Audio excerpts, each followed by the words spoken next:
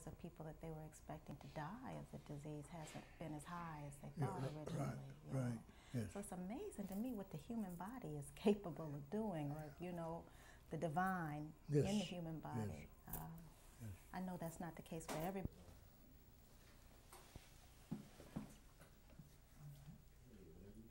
Okay. One second. Should we stop, Jeff? Yeah, just set up it. Okay. Dr. Biggers, we are just grateful to be here again with you today. We had a marvelous conversation yesterday, and you gave us so much to think about, to consider, and to feed our spirits with. So we want to acknowledge that to you. We're going to continue today with a few more questions from my dad and I, and then we will move to Leo and Daniel having some time to engage you, and then your former students, Harvey and Leo, will close off for us. What I wanted to ask you about today was your teaching, and what is the relationship, what has the relationship been for you between teaching art and doing art yourself? Well, I think you've asked a very important question. For me, teaching was a dynamo for my own creativity. Young people are full of ideas, full of creative ideas. That's what they are. They're the new. And they come with their hearts in their hands, literally. And all of this can be made art.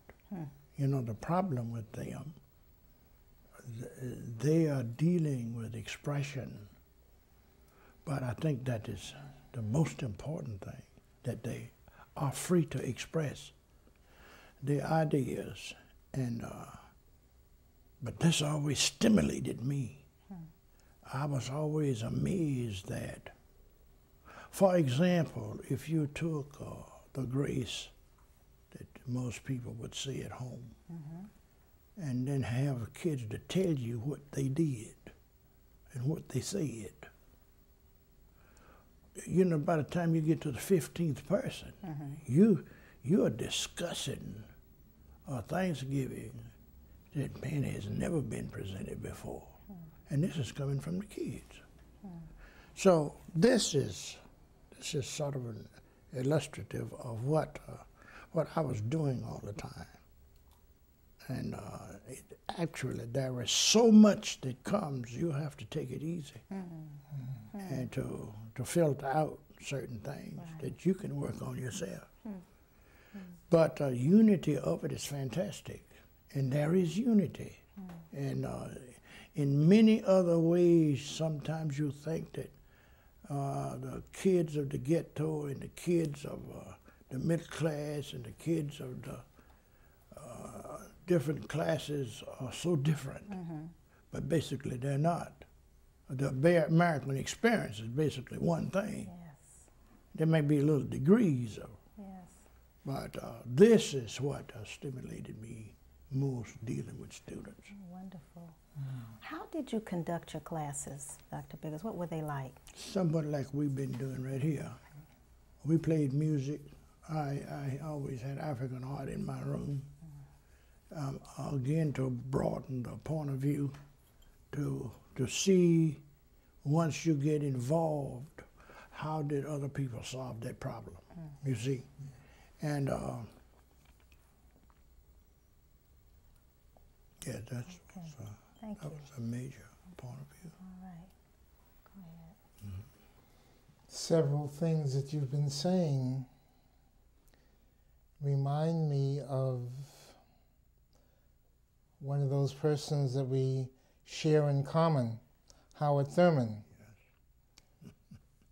Especially this focus on unity and the unity of the human experience and of the experience of all sentient beings. Do you consciously see connections between your work and his work? When you say his work, you're talking Thurman's work. Oh, you know, one of the things that I enjoyed most was his life story. Mm-hmm.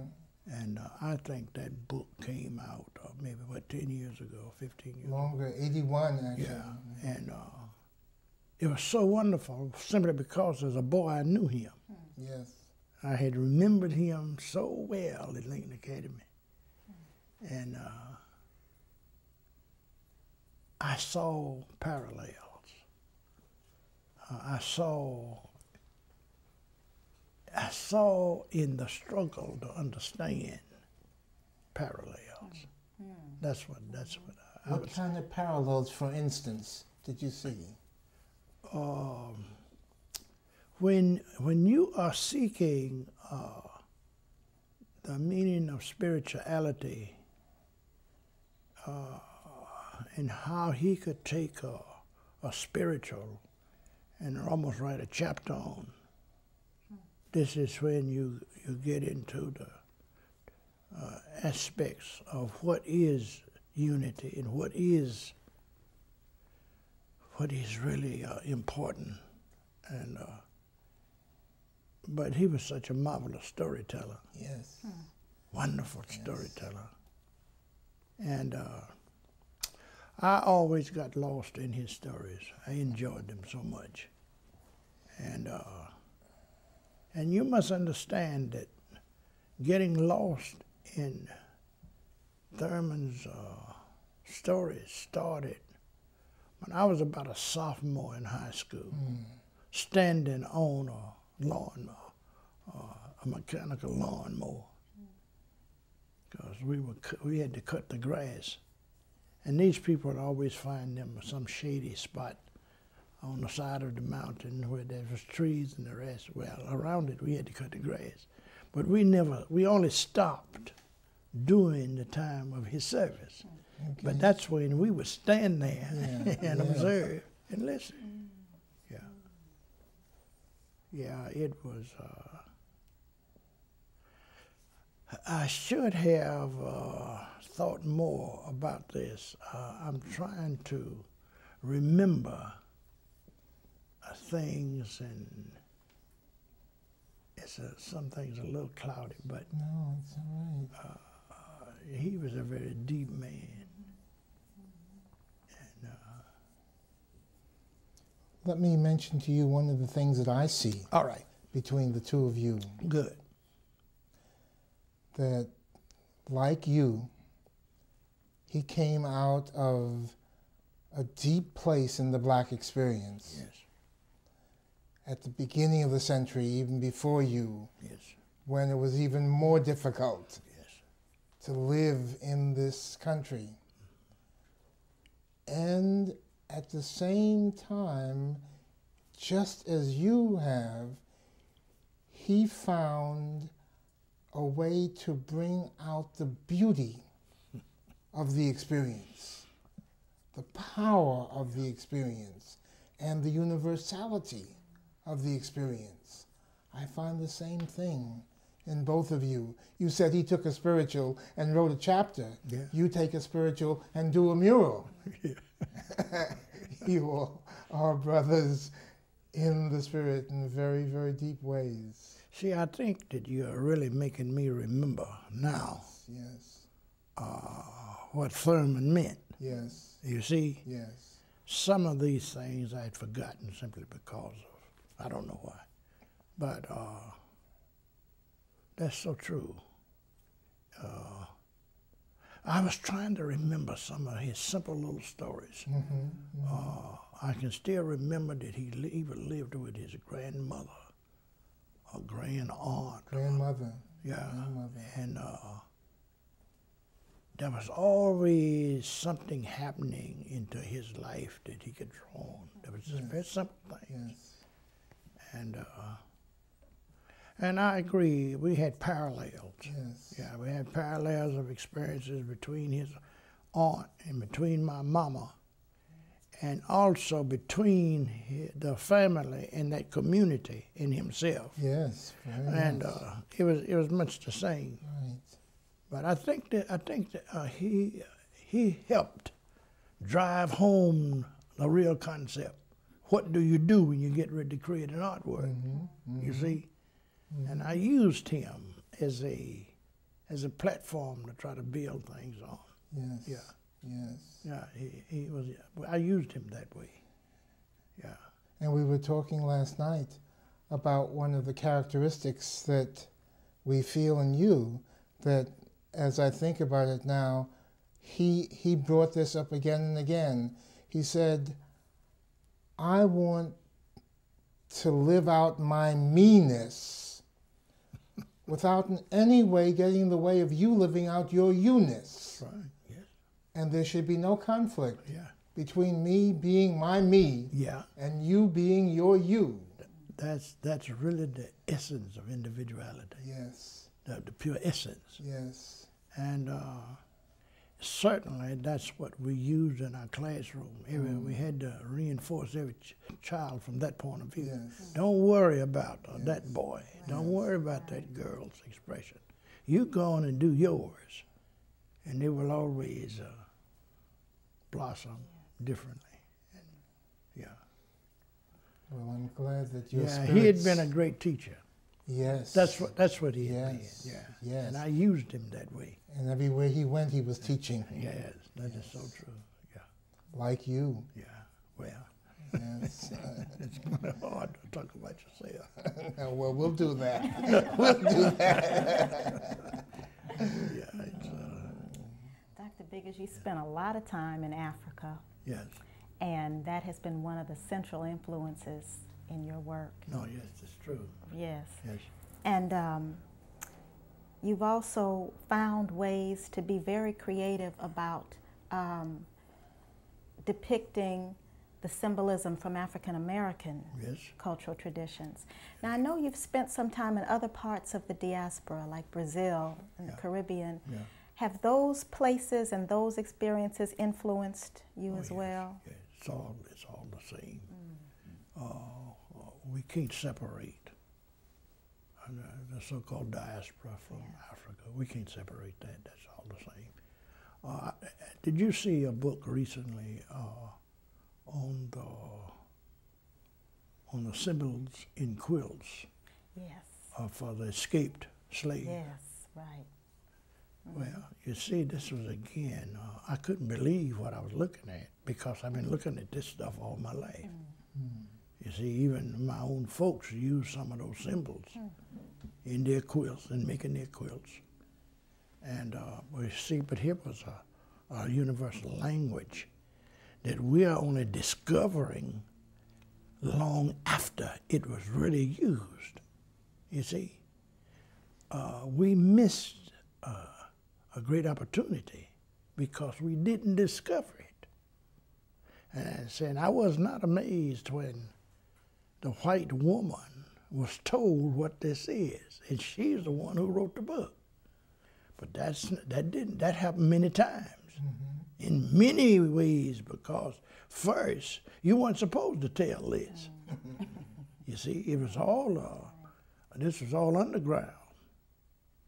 And I had also had an association with this woman out of Richmond, Virginia, who was an art historian. And she now exhibits naive art. But Regina Perry. And Regina had written a story on and gave photographic evidence of what she was saying from a woman who was a slave, I believe in Kentucky, in 1830-something. And this woman really illustrated the thing to march to freedom and did it biblically. And but Regina also introduced us to the little pot this size. And we still don't know very much about them. An iron pot? The little clay pots. Clay pots. These were the same. You see, they were dropped along the paths in the Appalachian Hills country down in Alabama and Georgia, all the way north till you really got into the mountains. But this is what they dropped in. And escaping slaves would see these. And they would gather these, or go. This was one of the biggest signs. Oh, that's wonderful. And Regina had found these pots, and she wrote about this. But that was another one of these things of language, overreaching, and plus there was unity in it because slaves had come from different countries. There were different ethnic groups, but they all knew what this meant. And they all knew what the flock of geese meant. Follow the flock of geese. No man can enslave a goose. You see, the meaning of it. And that's great beauty there. Yes. I hope to do something with that in the future. Yes. Yeah, there's so much. The bear track. The bear track is in the back country. So one escaping, when you saw the bear track, you knew to get off the main roads. That wasn't a place for you to be. And this was the case with many of the signs. And I sometimes envy our theater people. Yeah. There's so much information for them to write their plays and put on their productions. Oh man. And these terrible movies that come out of Hollywood all the time. I mean, there could be some things that would be so fantastic. Right. That's And maybe true. one day the public will want things with more meaning. Yes. I think they want it now. We just we don't have access to it in the way that we need to. But what I'm hoping is that work like yours and like Harvey Johnson's and Leo and Daniel's will inspire writers to do, because that's really been my hope so. experience. I really hope Right, visual art inspires me as a writer, and I think that that's the same thing with musicians and dancers. There's that kind of cross connection with the arts. You know, when the fellow that did Middle Passage, when his book came Tom out, Feelings, right. he asked me to read it early and to write a statement, which I did.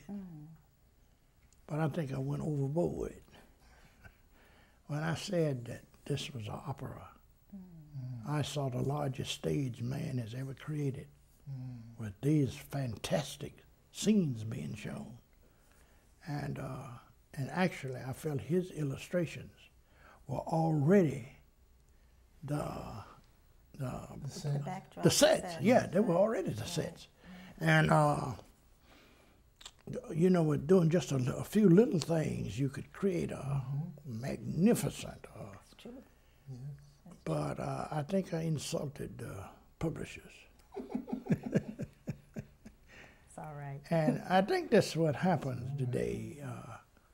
People say, "Why don't you stick to your business?" You know, you don't They need. don't know what your business is. You see, but you'll get that in a minute. Okay. Good.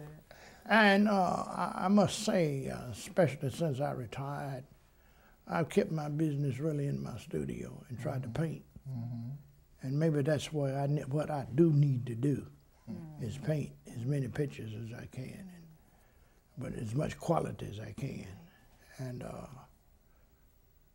because I suppose the way the rhythm goes, those things will happen. You see, it might mean at that very moment, people who can handle that are working at it. We simply don't know that. Right. That's right. You see. I think that's right. See, I had no idea that you people were what you were doing, you know. I said, how could these people, you know, this is so wonderful, and yet it isn't far from Denver, you know, and yet we don't know anything about it. But I think that's because of, again, our public relations and the expression of public relations in America is still on this level. And And if you're up here, you've been passed by. But, yeah.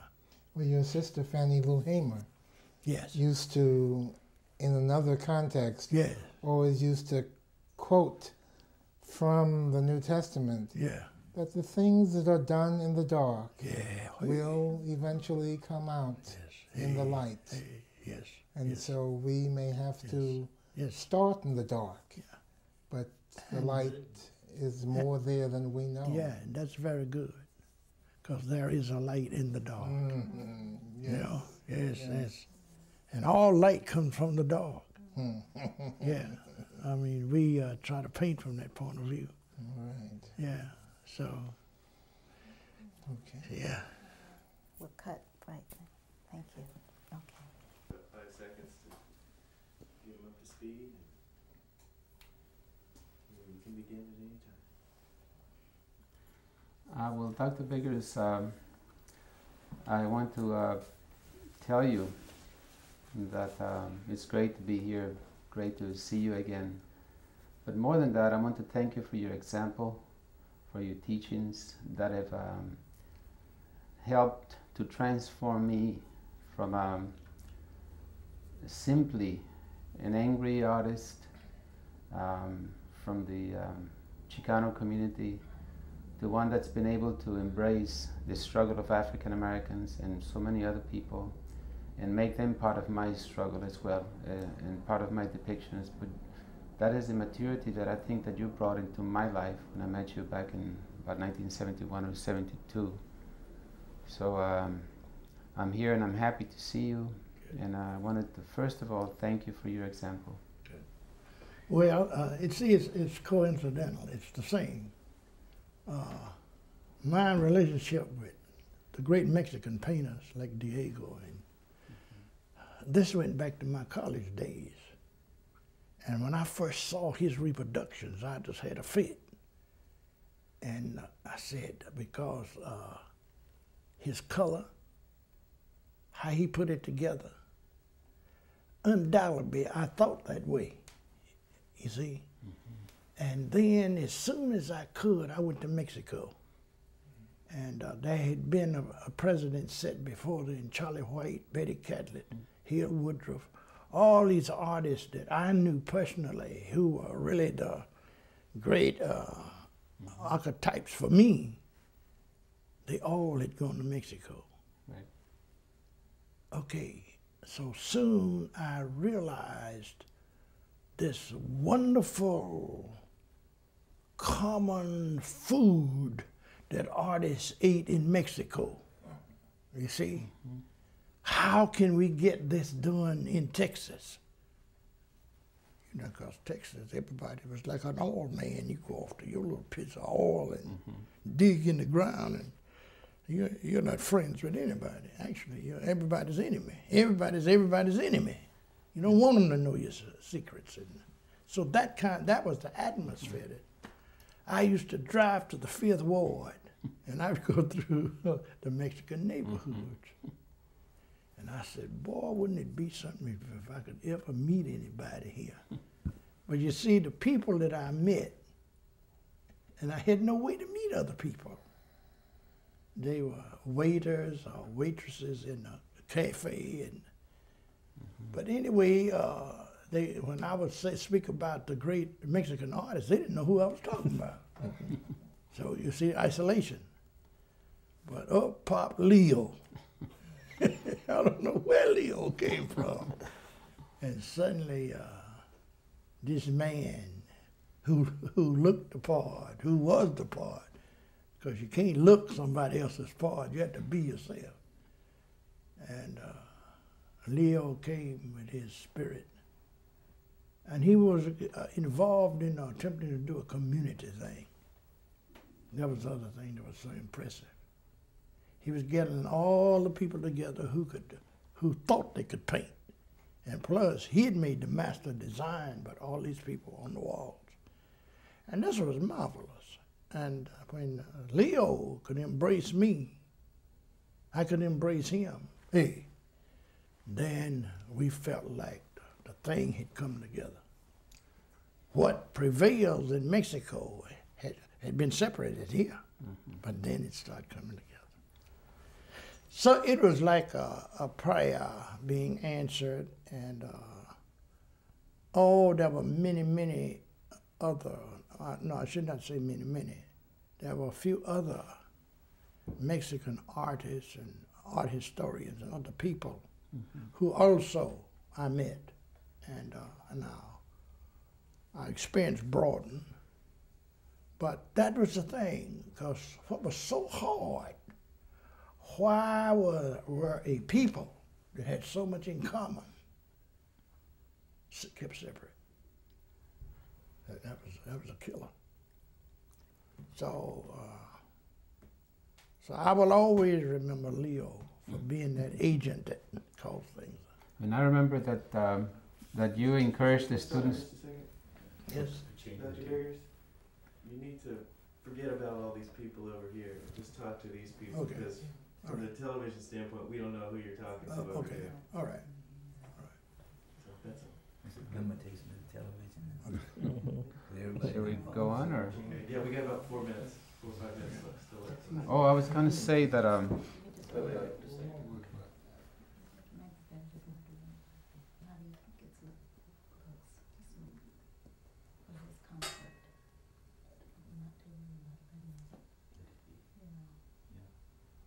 What's that? Just, okay, Yeah, we're continuing. yeah. We're still rolling. Just let Dr. Biggers. Yeah.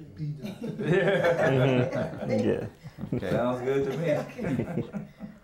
Well, I was remembering that that you used to tell your students to study Mexican mural painting, and you know, I was about that time I did go to Mexico City and meet That's right. Siqueiros, Yes. and this is 1972, and then again in 1973. So I was the luckiest person, because here I'm able to speak to you, and you bring the African American experience into my consciousness, but at the same time you tell me, go to Mexico, Yeah. go That's right. go examine those, and I did that. Yes. And then so I had that combination of having the chance to meet Siqueiros, Pablo Higgins, who was a friend of yours, I Yes, believe, that's right. and other Mexican masters, and at the same time I'm close to you, an African American master. So can you imagine being a young, confused person No, that was amazing. speaking to some wonderful masters of a wonderful experience? Yeah. So that is what began to shape my work initially. But today I just wish I had more energy and more hands, because I've had this wonderful influence of yours and Siqueiros and some of the other wonderful people. But I think it basically speaks of the great human struggle for liberation that the artist can be a part of.